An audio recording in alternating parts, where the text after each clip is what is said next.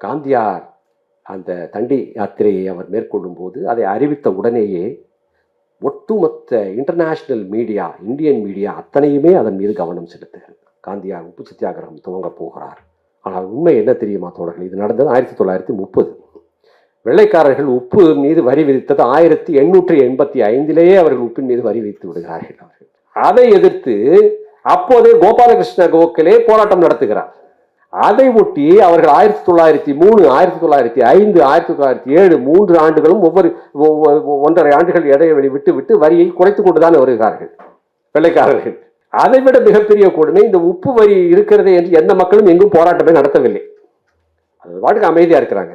காந்தியார் அவர்களுக்கு ஒரு சிவில் டிசோபீடியன்ஸை ஆரம்பிக்கிறார், அந்த ஒத்துழையாமை இயக்கத்தை ஆரம்பிக்கிறார். அதன் ஒரு அடையாளமாக ஒரு உப்பு சத்தியாகிரகத்தை நடத்திவிட வேண்டும் என்பதற்காக அவர் அதை அறிவிக்கிறார். பிளஸ் அது ஒரு பில்கிரிமேஜாக நான் ஒரு புனித யாத்திரையாக நான் பார்க்கிறேன் என்று அவர் ஆரம்பிக்கிறார். அதிலே சபர்மதி ஆசிரமத்திலே இருக்கக்கூடிய ஆண்கள் மட்டும்தான் அதிலே தேர்ந்தெடுக்கப்பட்டார்கள். அது காந்தியாரை தேர்ந்தெடுக்கிறார். பெண்களை ஏன் அவர் எடுக்கவில்லை என்று சொன்னால், அவர் சொல்லுகிறார் காந்தியார், வெள்ளைக்காரர்கள், அதாவது எப்படி இந்துக்கள் பசுக்களை துன்பப்படுத்த மாட்டார்கள், பார்ப்பனர்கள் பசுக்களை துன்பப்படுத்த மாட்டார்கள், அதுபோல வெள்ளைக்காரர்கள் பெண்களை துன்பப்படுத்த மாட்டார்கள். இந்துக்கள் பசுக்களை போர்க்களத்திற்கு கூட்டிக் கொண்டு போக மாட்டார்கள் பாவம் என்று. அதுபோல பெண்களை கூட்டிக் கொண்டு போனால் அதுவும் நம்மை காப்பாற்றிக் கொள்கிற அது ஒரு பாவமாகிவிடும். அதனால் பெண்கள் வேண்டாம் என்று சபர்மதி ஆசிரமத்திலே இருக்கக்கூடிய மொத்தம் 81 பேர் இன்க்ளூடிங் காந்தி கிளம்புகிறார்கள். அதற்கு மிகப்பெரிய அதற்கு மிகப்பெரிய தயாரிப்புகள் நடக்கின்றன. எல்லா மீடியாக்களுமே பார்க்கின்றன.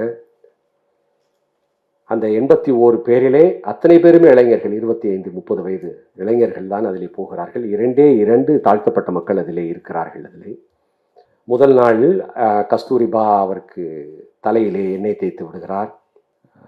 மீராபென் என்று அவர் பெயர் வைத்த அந்த மேட்லின் சேத், அந்த வெள்ளைக்கார பெண்மணி, அவர் காலிலே நெய்யெல்லாம் பூசி அவருக்கு அந்த பூசி விடுகிறார்கள். ஏன்னா அடுத்த நாள் நடக்கப் போகிறார் இல்லையா.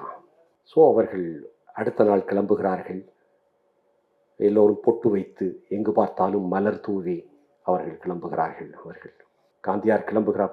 கிளம்பும் போதே சொல்லுகிறார், உப்பை காய்ச்சப் போகிறோம், உப்பு காய்ச்சப் போகிறோம், அந்த காய்ச்சிய உப்பை விற்கப் போகிறோம், காய்ச்சிய உப்பை தின்னப் போகிறோம், கிளம்புவோம், அது சட்டத்தை மீறும் செயல், வாருங்கள் நாம் சத்தியாகிரகத்திற்கு போவோம் என்று போகிறார்கள்.